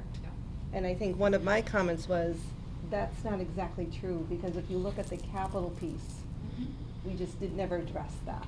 And I think the last time we tried an override, I think it was $1.5 million for the school, and then $200,000 what I was considering an extraordinary maintenance account, which would have put money back into the buildings before it became such a severe issue, you would have needed debt exclusion for it. So we have been trying to get the message, and what Kevin uses as a starter, I'm a little disappointed, and your fire starter there, is that wonderful warrant that we spend money on, so we tell the people what the needs are and what we're not addressing. Sorry about that. As you should be. Thanks, Shirley. No, I got chastised. But you're not alone. I go to the post office and I find lots and lots in the trash. Yeah, I guess, I'm as frustrated as some. How do we get the message out? We do have a great. And for a couple of years, there was a budget, a special committee. Yes. That tried to get the information out. But getting back to this, I mean, operational to keep the facilities in the town, I'd rather see an override for a project, not just the operational part. But that's just me. I think we need to keep this facility open because we've heard these people, and more people are using the building, meetings in the building, kids, it's being used. So please consider it. We will. Is there anyone else? All right, I'll give it to you. Thank you, Jean. The transportation for the school, has that, fees for that been discussed? That would be, you want to take that? They have been discussed. It's actually part of our policy, because they've been discussed so much over the years. Because of the layout of the land, there's laws that are in place from the state that says we have to bus K-6. Right. You've gone down to 2 tiers of busing, so our middle school and our high school together, so that's 6 to 12. So you're already running the buses anyway, because you have to get the 6th graders, and obviously K-5. There's no sidewalks going down 16 and up to the high school, and that's a huge safety concern. I haven't walked it myself, but I know that the prior chairperson of the committee walked across 16 during the high traffic times in the morning when those kids are going to school. Right. Safety-wise, we don't want that. We don't want our kids walking to school, going up to the high school, and those are the only kids that would be able to walk. So we've looked at it. If you want to give me your name, I can send you an email with the actual policy that we wrote out last year, because this kept coming up time and time again, and I can send it to you, and we can have a discussion about it if you like. Well, I just realized a lot of towns charge for the 7 to 12 to take a bus. They do, however, and again, it's part of the policy. I have to go back to look at all the nuances of it. But we're already running the buses for 6th grade, for middle school, so 6, 7, 8 is middle. So the bus is started, it's there. But you could change it. I was actually at one of the meetings when this was discussed, and I believe Scott Yacino was the chair at the time. And he did do a costing model, and they didn't, all the numbers that he'd broken down with it, there was no real savings to be had because of the fact that we shrunk down to the busing schedule that we're in today. So it wasn't really realizing a benefit financially to them. You couldn't eliminate one run, just do the 1 through 6 and. We did eliminate, we went from 3 runs to 2 runs. So eliminate the other run and have one run, 1 through 6, and just have the 7 through 12 either pay for it Six, or get a the ride. middle school starts at a different time than the other schools, so the high school starts at 7:05, the middle school starts at 7:20, and the elementary school starts at 8:15, I believe. The primary school starts at 8:30, so it's all tiered out. But yeah, there was not a significant savings for us to say to a certain subset of kids, you either have to pay for busing, which we were looking at $180 per student. I don't think there was a cap on the families at that, when we looked at it. At that rate, you know, you have an override. You know, you're paying for a specific service where you can make your dollars go a lot further for the entire town than to just single out a certain subset of the population.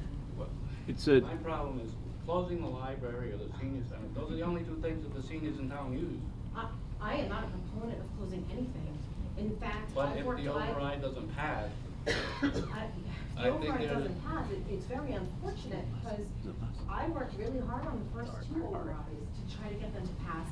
The first override, as a matter of fact, wasn't just for the school, it was for safety as well. And that one failed 4-1 in this town. The second override, it was for the town, for the school, and it was for, the fund that Jean just mentioned, and that failed 2-1.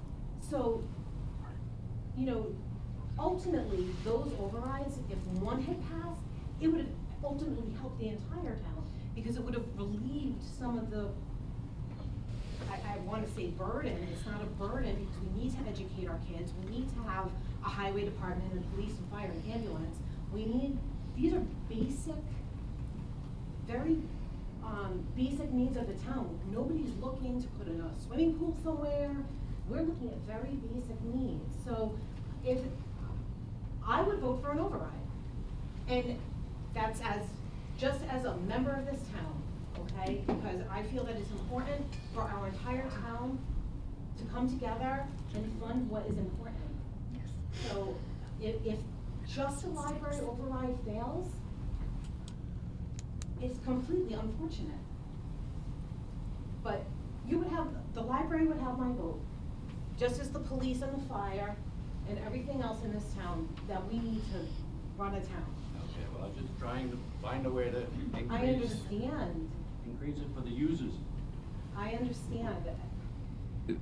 Ultimately, that would probably be more of a conversation in front of the school committee, so, as opposed to here, so, but I understand where he's at and agree, and I'm quite sure that the school committee's looked at, you know, I sat in on the meeting with the busing discussions, and that was discussed, I believe, several times. It was like you're past your 3 minutes, but it was discussed ad nauseum, but there really wasn't the savings there that they could determine.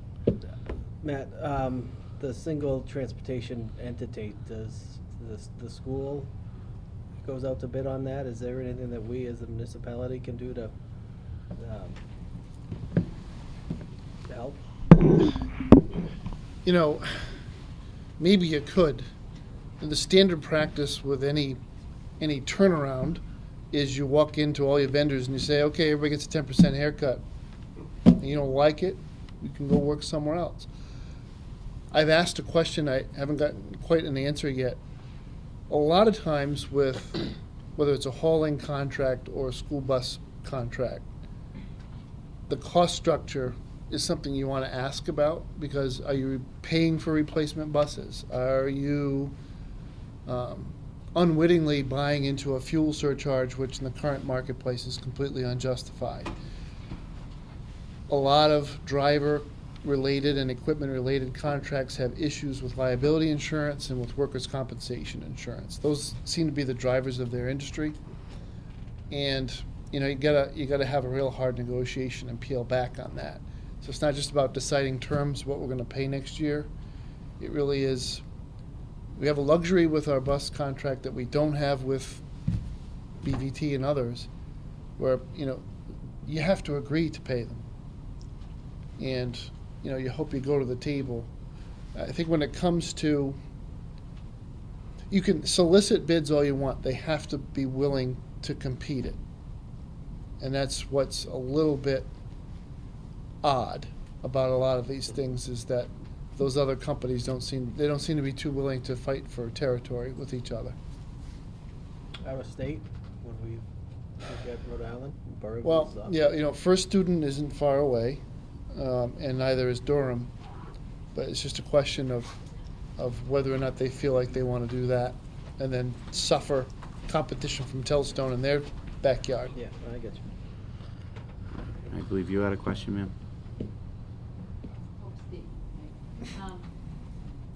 I'm Mary Chigrisino, 54 Cross Street. I grew up in town, but I found in the past few years I've been somewhat disenchanted with the town and thinking about moving out after living here my whole life. But a few months ago, I found out about the knitting class that Betsy Dudley Youngsma is holding at the library. And I joined it, and I knit a hat. And I've never knit a hat before. I'm a crappy knitter, I'm crappy at craft. And now I'm on my second hat. And Betsy is trying to get me involved in town politics. Anyway, if it weren't for the library as a meeting place for someone like me who doesn't have a kid in the school system anymore, I wouldn't be getting this interest. I wouldn't be here tonight. So the library is a really good meeting place. It's a good community builder. That's all. I think the knitting's easier than town politics.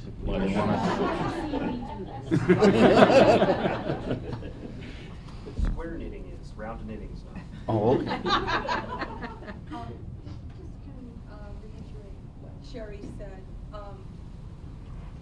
I appreciate, Joe, your efforts on the override for operational, but that scares me, because as she said, if it closes, the override doesn't pass, and it closes, whereas if there's a project, a building, an override, something that needs to be done, and that doesn't pass, you can come back.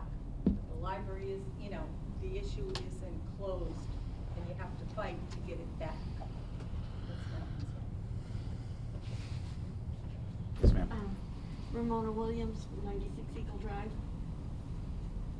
Maybe what people don't realize is if this library closes, you're probably never going to get it back, because in order to reopen it, you're going to have to make it ADA accessible, you're going to have to do all of those other things, and you're looking at millions there.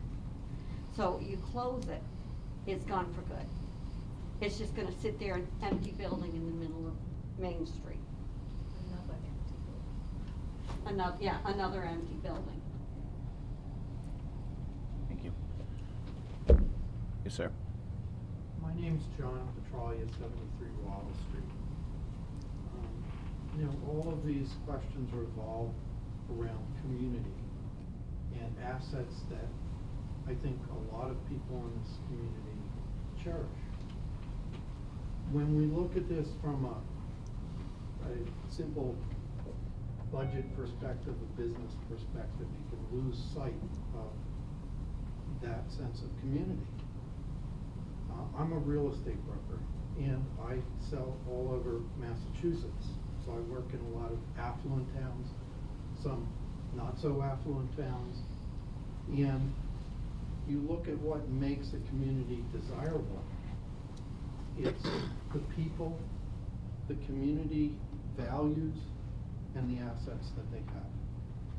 If we give up such an essential service as a library, I can tell you, a client looking to relocate is going to say, a town without a library, that's unconscionable. Why would I move there? It's like as essential as having access to the internet. There's a few communities in Massachusetts that do not have reliable internet, and they struggle because people consider that an essential part of where they live. So I would wholly support finding a way in the budget to support the library. I do agree, looking simply at an override is a last-ditch effort, and I would encourage you to find some way within the budget to consider that. Because as you erode essential community values, your real estate values are dropping. 2 towns from here, the values exceed $300 a square foot. Not because they're so close to the center of the universe that we all know, to our east.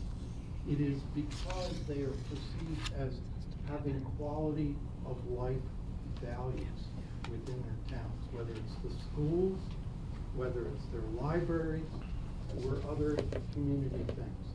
If we lose all those, no one's going to want to be here. Thank you. Thank you. All right. You have one more by I didn't, Mr. Furno. who's hiding? My name is Katie Wall. I just moved here in June. I live on Pond Street. And I do have to say, after what you had said, it did resonate with me. The first place I went with my daughter, who's now 18 months, was the library. We got a library card for myself.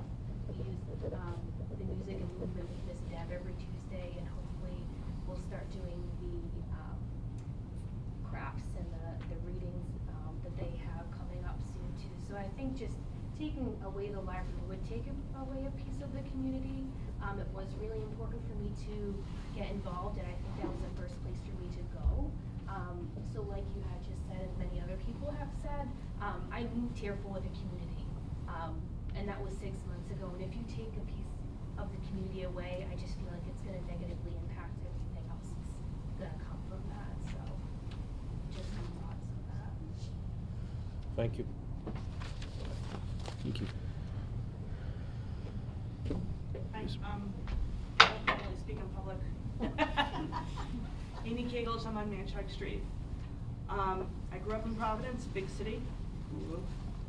I moved here 14 years ago this year, and a couple of things that people have said have really impacted how I feel about all of this.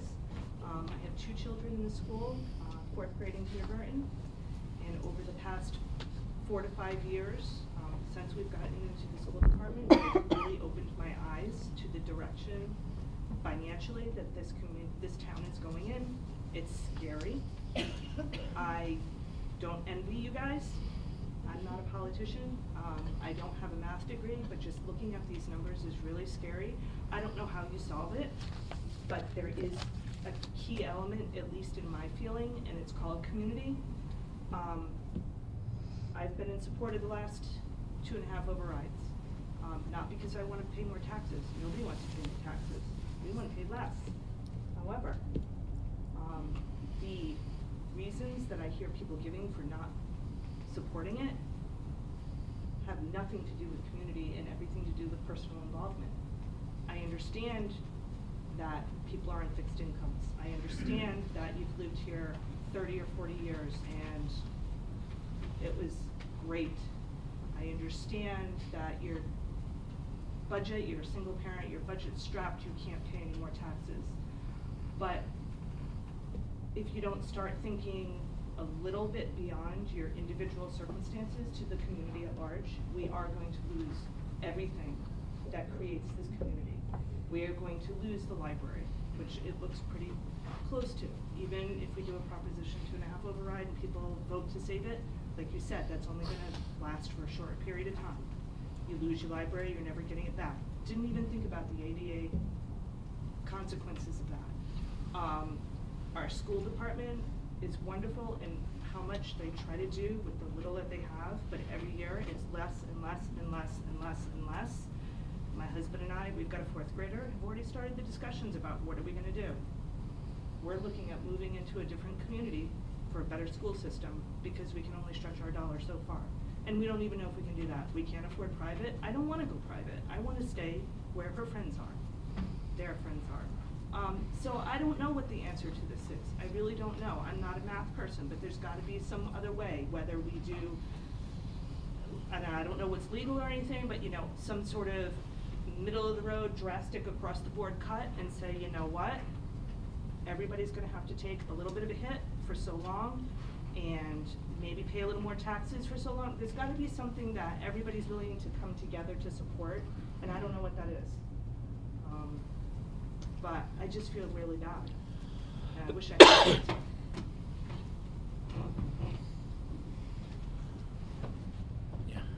All right, I'll take one more if anybody else. Brian Murphy, 93 Northwest Main Street. I am a huge supporter of the library. My wife and I have lived here 34 years. When we moved to town in 1985, I remember on Main Street, next to the library, there was a house that had caught fire and it looked like it had collapsed inside the basement.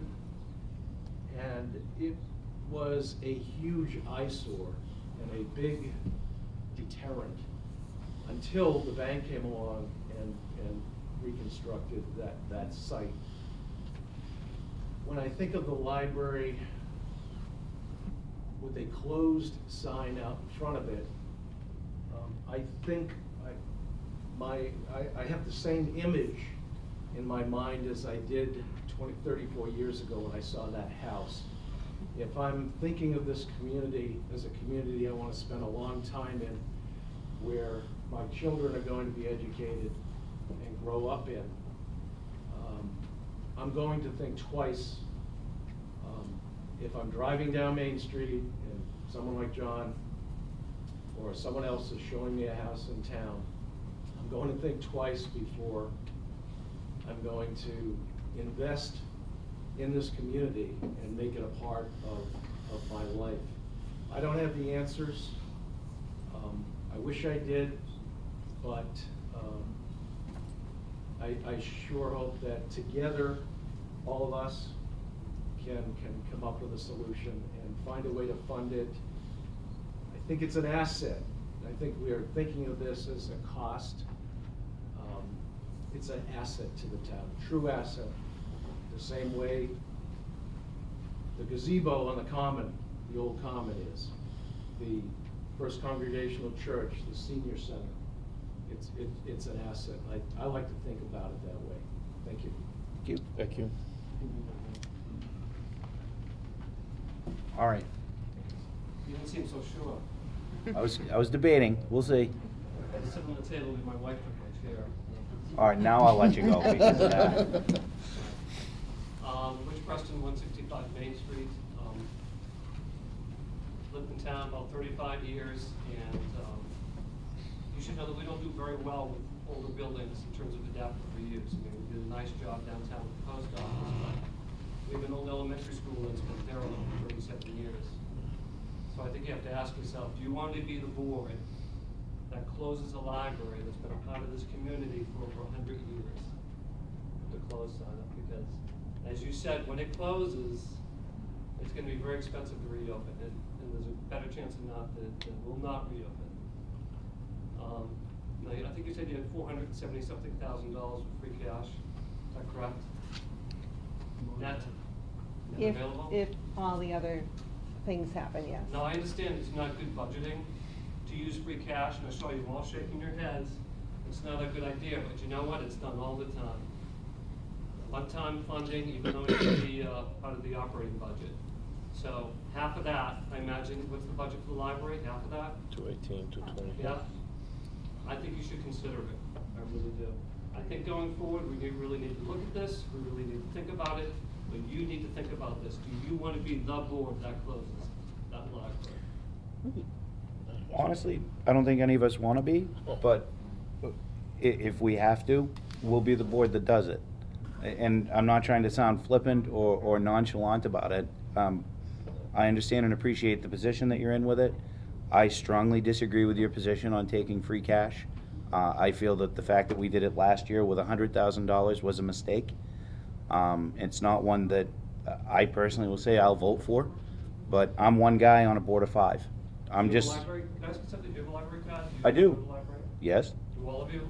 I do. Go to the library, you ever use it? Yep. Because I know I do. We know it's a wonderful resource. You know, people can go anywhere in town, right? Kids go to school, go to the police voluntarily, or maybe not voluntarily. Go to the fire station, they're very friendly. But you know what, you can come here if you want to pay some bills, go to a meeting. But the library is the only place that welcomes you all the time, anytime they're open. Their arms are open, they're friendly, you can go learn, share, and enjoy the library anytime. And I really think you really need to think about this very hard. Please don't close our library. I can assure you that there will be a lot of thought and creative ideas and things that we can do to avoid it if we can. Thank you. I said one more. I'll let you. Chairman, 22 Charles Street. The issue is that we're talking about a major problem for the town, and there are 30 people here. Out of 8,000, I've lived here for 2 years. There have been massive vacancies on every committee and board. People only come out when it seems to affect them most, and when it seems to affect their neighbor or their community, they don't want to show up. It's only when it affects them. So this entire town needs to get together to solve this problem. Otherwise, it's not going to happen. You're not going to propose a 2.5 for your specialty, but for what I want, you're going to reject my 2.5. That's the way it's gone, and it's not going to happen. Nobody's going to pass it like that. You need to come together as all 8,000 residents and have a movement and be of a single mind. And right now we're not. And more people need to get involved, need to speak up. There should be more than 30 people here. I mean, this is ridiculous for the financial situation that we're in. I mean, that's all I can say. I will tell you, you're preaching to the choir. So it's something that we've been saying for quite a while, and more than 30 people, our fire chief wouldn't let that happen. We'd be breaking all kinds of fire rules. And then our police chief would take me out of here in cuffs for allowing it to happen, and we just don't want to go down that road. But I understand and appreciate where you're at, and I wholeheartedly agree. Our town moderator has said on more than one occasion, volunteerism is something that's not rich within our community.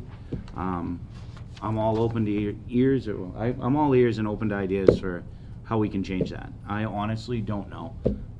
I can say for the entire 6 years I've been on this board, I've been screaming about it, and you pretty much hit the nail on the head. When it affects somebody's backyard, then I get a room full of 30 people. I think the only time in recent history that hasn't happened was when we got the chance to honor our firefighters and our police department when they actually saved a couple of people's lives, which this exact same community fought me hammer and nail on making them 24 hours because it meant a little bit more money. So I hear you, I understand, and more than happy to try and do something to make it better. I know you want to. I know. I'll take 2 more questions from you 2 folks that had your hands up. So Mine is quite short. I'll let you go first then. Ginger Petralia, 73 Wallace Street. Heard from my husband. I did. I don't know a whole lot about town government, so this might be a foolish question. But if the town is in this situation, and to allude to what this gentleman said previously, why isn't the Board of Selectmen not requesting a 2.5 override that encompasses all of these shortfalls? We have twice. I voted in favor both of those times. So This is this year's problem. And absolutely, and the reasoning we thought about a 2.5 proposal, and the reason that, in all honesty, that we don't have a lot of favor is that, again, as an elected official, you play to the masses, or you listen to the will of the masses. And Do you know what the will is this year? Are you precedent to that? I will be willing to bet you a 2.5 override will fail at least 3-1. At least. Why not try it? You get a grassroots campaign and put it in front of the board, we'll approve it. But we're not gonna propose one, not off the bat, until we've really sat down and exhausted all of the resources. So it is still an option after you go through your budget considerations. It's always an option. I hope you'll consider it then. Victoria Giancola, South Street, and I have a question for Justin. Do you know of any towns in the state of Massachusetts that closed their library, and what was the impact on that town? Is there any town in Massachusetts that have closed their library, or are we gonna be the first? I'm not aware that there has been. I think in western Massachusetts, out in some of the small towns, there have been like volunteer libraries. I know North Grafton had their library closed because it was a branch of the main Grafton Library. Now it's the Nelson Memorial Library. But yeah, it's not good. The kicker is that if our library becomes decertified, which in the event of a full closure, we would obviously be decertified, then Douglas taxpayers cannot go to other towns and use their library. Not only can you not bring materials in, but you can't go other places and get libraries unless the city or town negotiates a contract to buy into another library services, which I think that has happened once. But to answer your question, I just really don't know. I'm from Arkansas. I don't know. You can't keep leaning on that. It is becoming a crutch, Justin. In all honesty, last question. Go ahead. Millville did close their library for 5 years while I was a librarian in Uxbridge. And I also believe that Uxbridge this year is also considering closing theirs. So I don't know if this is a thought, but you might want to consider a Blackstone Valley Library. In Douglas. Have you ever heard of such a concept of a regional library, Justin? I think we talked about it ad nauseum last night. The thought. It's a good thought. I just don't know how far we could get in a short amount of time, but I'm willing to invest whatever hours I can to work with Justin to try and help. Okay. The I know one it issue with leaves the building empty, regionalization but is that you won't save money. The way that the Massachusetts Board of Library Commissioners sets up the municipal appropriation requirements, if you do pool with other communities, create a regionalized library, your requirements are pooled together and the expectation of funding is still the same. So you can't. Thank you, Commonwealth. Oh man, are they gaming the system? Are you surprised? No. Instead of lowering costs for the same amount of services, you're basically keeping the same amount of cost to provide better services. So if you want to have a great library system, it's a great way to go, but it's not a cost-saving measure. And I think that's pretty much where our discussions led last year. No chance on going in and beating up on them and asking them to reconsider, huh? I think Joe tried, and I've Didn't go- tried. Didn't go well. No. They're very entrenched in the way they are. And they see themselves as advocating for the interests of libraries and communities and for the interests of library patrons. But then whenever you have a town in an extraordinary circumstance like what we're in, you know, they're not really doing us any favors by not, you know, being open to lowering that threshold for certification. The only way to lower that threshold is just to not take any municipal appropriated money for a year, but maintain the same level of library services so that you can re-enter the program later, which can reduce your MAR by sort of just taking off one of those 3 years, because it's an average of the last 3 years, 2.5%. If you turn one of those numbers into 0, you can come back with less funding. But you have to find a way to keep the library open for a year, meet the minimum requirements without using any tax money. We don't frankly have the endowment to do that. Food for thought. Yep, it is. There's gotta be somebody charitable around. Come on, quick, guys, dig into those pockets. I play the lottery every week. I was hoping that we could get a corporate sponsorship from Alcoa Steel, because Alcoa Steel is the company that grew out of the Douglas Axe Company. A lot of people don't know that, but Alfred Ephraim Hunt, who founded the Douglas Axe Company, people talk about it as if it's this company from the past, but it became Alcoa Steel. But their corporate foundation has blacklisted me, and I'm not allowed to call them it. Because you're from Arkansas? See, now it's not helping you, is it? No, basically it's because I just tried to bark up their money tree too many times, and they said no. They said, if we had any interest in investing, our charity in the hometown of Alfred Ephraim Hunt, we would have done so long ago. And my response was something to the effect of, well, thanks for abandoning, where.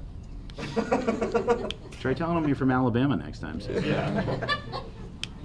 Well, my point was just that I'm not as familiar with the local history with a lot of the libraries. I mean,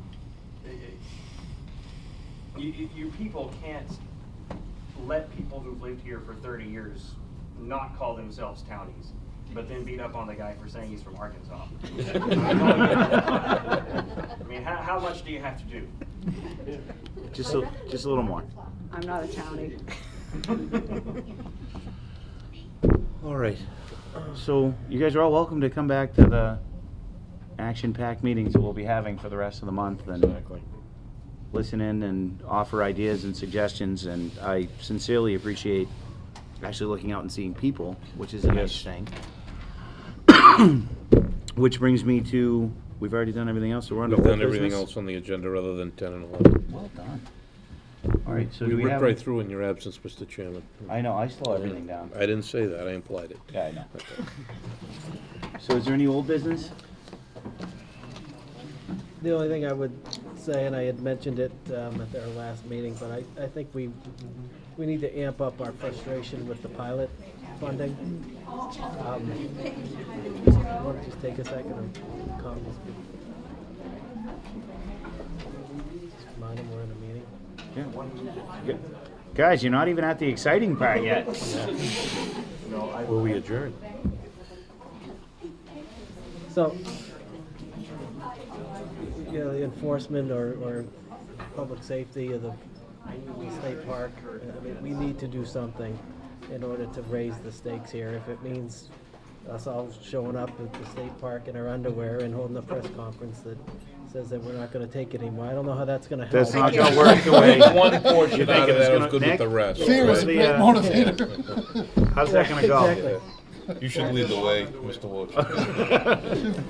But the point is we can send letters and we can call and we can, but at some point, the pitchforks have to come out, we have to be angry. Because it really is just a true injustice, black and white, on our cherry sheet, we see it, and, we're put in this position, and you can feel some of the anger that's coming our way, it's like, whoa. We could always go the route that we were talking about with the state park of we'll just close the road. We can do that. That's about the only real power that we have is we can close the road. If it's as easy as that, then I say we put it on the agenda and make it clear to the state right away. I will say that when we talked about doing that before, it was for a specific item, and it was very effective. I think we can all agree. It got people to the table, and it got us essentially where we wanted to be on the single closure policy. It's not, and in no way am I arguing for the status quo or standing up for anyone here.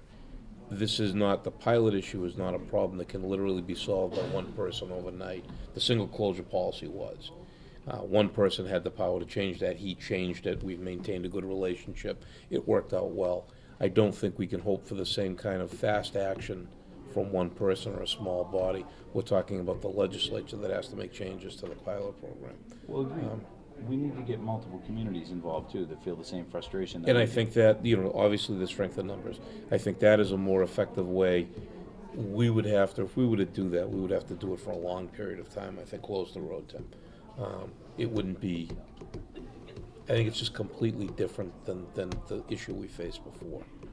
We could threaten him with going in his underwear too. I think he already did, no.